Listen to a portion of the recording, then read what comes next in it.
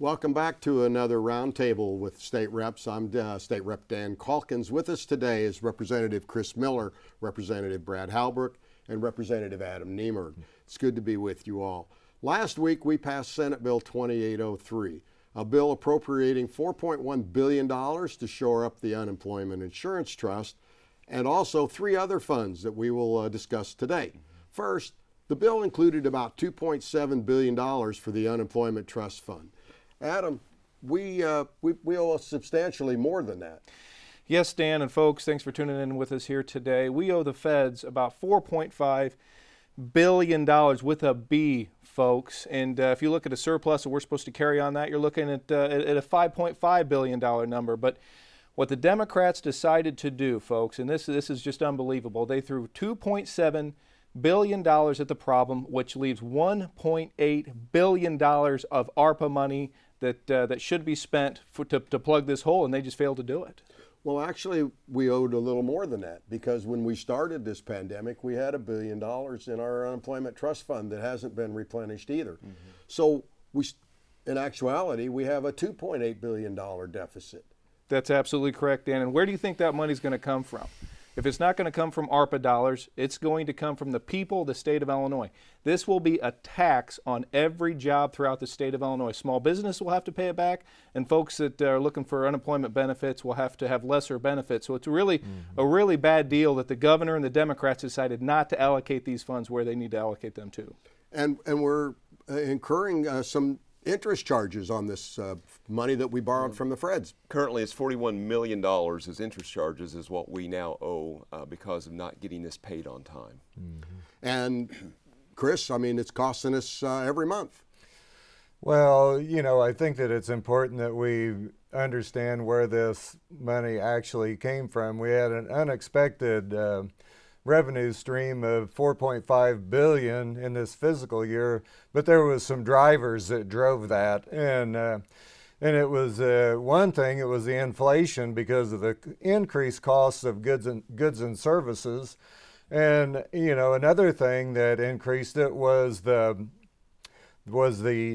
income tax from the unemployment fund. So that increased. Now think about that for a minute. Okay, you're going to get unemployment from the government, and then they're going to turn around and tax the unemployment. Now, only in Illinois would we do something that's dangerously stupid. But then another thing that Governor Pritzker rolled back the business incentives that were included in the 2019 budget, if you remember that. I know Dan would remember that, because I know that at the time, we're sitting there thinking, okay, this is a promise from the Democrats. Now, we've seen this movie before, and they've proven over time that, and I'm not sure why that they got 20 Republicans to put their votes on that bill, but it was really a bad idea. It really was a bad idea. We were promised these tax cuts for businesses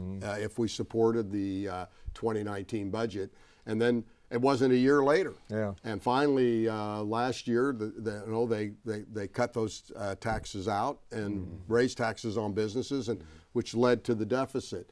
So now, we also part of this bill was about $300 million from the General Revenue Fund to the Pension Stabilization Fund. Now, this is a bailout for the 5 state pension systems. And Adam, where did that $300 million, how did that work out? Well, Dan, it's laughable. It really is if it wasn't so tragic, because you have $300 million in a sea of $300 billion in unfunded pension liabilities, and we need meaningful pension reform. Yet they're just politicking for press releases at this point. It's just absolutely ridiculous. And this is what we see from this administration. They're running around spending our money and putting out these press releases, and really no structural reforms. Right. Right. Also, at the same time, we put about $900 million from the General Revenue Fund to pay off the backlog of unpaid medical bills to our providers.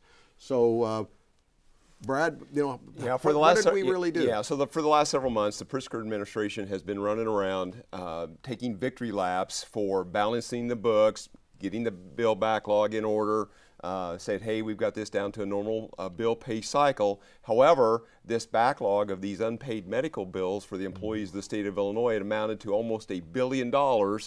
Thankfully, due to this increase in revenue that was unexpected that Chris talked about earlier, they were able to get that hopefully caught up once again.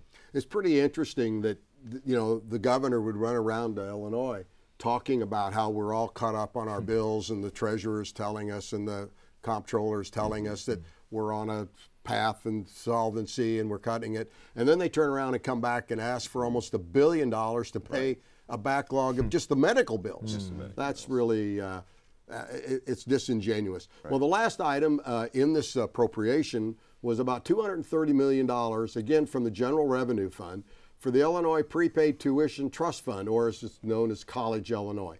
The FY22 budget, which is where we are today, already contained about $20 million appropriation for College Illinois. So why did we need the extra $250 million, Brad? Well, this is a program that's been in existence for several years. It's been in trouble a couple of times before. Again, this is just another glaring example of another well-intentioned government program that went upside down. You know, there's just all kinds of problems when we put the state in charge of things like this that they shouldn't be in charge of. They put every taxpayer in the state of Illinois on the hook for this program, and it did go upside down. And here again, we're asking the taxpayers of the state of Illinois to put $250 million into this failed program. This program's not been beneficial to the low-income families that it really needed to help because of the unaffordability of the upfront cost. That's pretty amazing. So I think we've bailed this program out 3 times now. This is the 3rd time, I believe. Yeah, and it's really not. Again, we started something that we had no idea how to fund. The money that we have invested doesn't cover the inflation. Tuition has gone up dramatically at our state universities, and now all of the taxpayers of Illinois are on the hook to pay off this tuition bill for the folks that did enroll. Well, what can we do, Chris? I mean, what can we do to make sure that this doesn't happen again? What reforms were put in place to keep this from being a recurring event? Well, Dan, I think that's an excellent question. What reforms have been put in place? And let me think about that for a minute. None. None. Well said. I think that's pretty well sums it up. And I think it sums up really what we're seeing in all of these funds. We're not seeing any pension reforms. We're not seeing any spending reforms. And all we're doing is throwing money out, trying to patch this over for another year. So that's kind of where things are going. Anything closing thoughts? Yeah, Dan, thank you. Folks, this is about power and control. We have $8.9 billion that came in from ARPA. $6.9 billion has not been spent, but mostly has been allocated to Democrat pet projects. They put $2.7 billion in the unemployment trust fund, leave you on the hook for the $1.8 billion, and then we have $4.5 billion coming in from revenues due to inflation. And what do? They have pet projects, and they kick the can down the road. It's politics for press releases. We're in a midterm election year, and that's all they care about, folks. Very true. Chris, anything? Yeah, I think that it's important for the people to be reminded that they need to be engaged in the process, that this is no time for apathy and indifference. We need accountability in Springfield. We need transparency in Springfield, because I know one of the most disappointing things to me about this session is Illinois is broke and people are leaving, and we've done absolutely nothing in regard to structural reforms that will actually fix this state. So I encourage the voters to call the representatives and let them know how you feel, and let them know how important it is that we actually deal with the real problems that afflict Illinois. So true.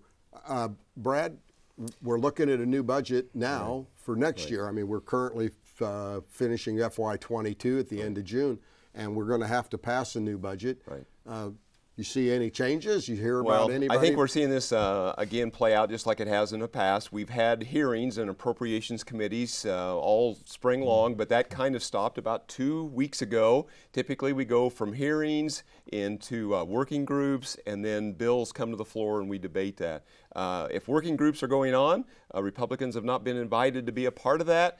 And so who only knows what's coming when it comes to this budget stuff with just a few days left in this spring session to get it done, to see how we're going to move forward. But again, gentlemen, we've talked about this just earlier, that we continue to do these new spending programs, new borrowing, and maybe new taxing on somebody to prop up these failed programs, and no reforms, nothing to make it better for the people that pay the freight for us to be here and for this state to operate.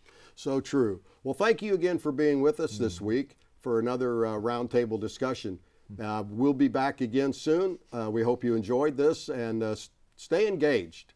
We have a big budget, I think, crisis coming. We have a budget discussion coming, and we'll see you all again next week.